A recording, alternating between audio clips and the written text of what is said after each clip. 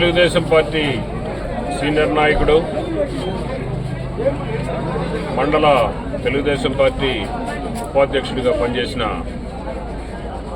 కొత్తల ఏడుకొండలు తేలుకుట్ట గ్రామం. ఆయన్ని వైసీపీ కార్యకర్తలు ఒక దుర్మార్గమైన చర్య, ఆయన గురజాల నుంచి స్వగ్రామానికి ఒంటరిగా వెళుతూ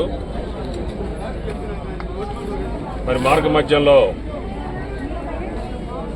ఒక వైసీపీ కార్యకర్తలు ఒక 5-6 మంది కలిసి ఆయన్ని చంపాలని ప్రయత్నం చేయటం. ఆ క్రమంలో ఆయన పూర్తిగా గొడ్డళ్లతోటి రాడ్లతోటి ఆయన మీద దాడి జరిగింది. ఆయన ప్రాణాపాయ స్థితిలో ఉంటే ఇప్పుడే ఆయన్ని గుంటూరు తరలించారు. వైసీపీ ప్రభుత్వం అధికారం పోయిన తర్వాత కూడా వాళ్ళ దుర్మార్గ చర్యల్ని మానుకోవట్లేదు. వాళ్ళ నర్సరావుపేటలో ఉండే గురజాల మాజీ శాసనసభ్యులు ఇక్కడ అరాచకం జరిగితేనే మరి బాగుంటుందని వాళ్ళ కార్యకర్తలను రెచ్చగొట్టడం, తెలుగుదేశం పార్టీ వాళ్ళని బెదిరిస్తే మనం మనగలగొచ్చనే ఉద్దేశంతో ఈ అరాచకాలకు పాల్పడుతూ ఉన్నారు. ఇలాంటి దుర్మార్గాలకి, అరాచకాలకి తెలుగుదేశం పార్టీ భయపడదు.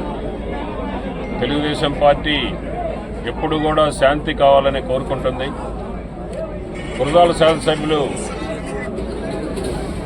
ఎరపతినేని శ్రీనివాసరావు గారు ఆయన శాసనసభ్యుడిగా ఉండి మరి పంజాబ్ బెల్ట్గా పిలిచే ఈ తేలుకొట్ల, దైద, గొట్టిముక్కల, పులిపాడు ఈ గ్రామాలన్నింటిని కూడా ఆ రోజు మనం గ్రామాల్లో కక్షలన్నీ మానుకొని శాంతి మార్గంలో పయనించాలనే ఉద్దేశంతో అన్ని గ్రామాలని ఆ రోజు రాజీ పెట్టి అందరినీ కూడా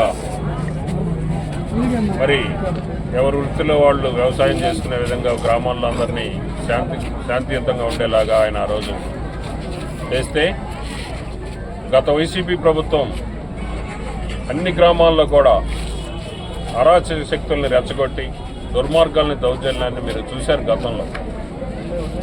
మరి ఈ రకమైన ఆలోచనలు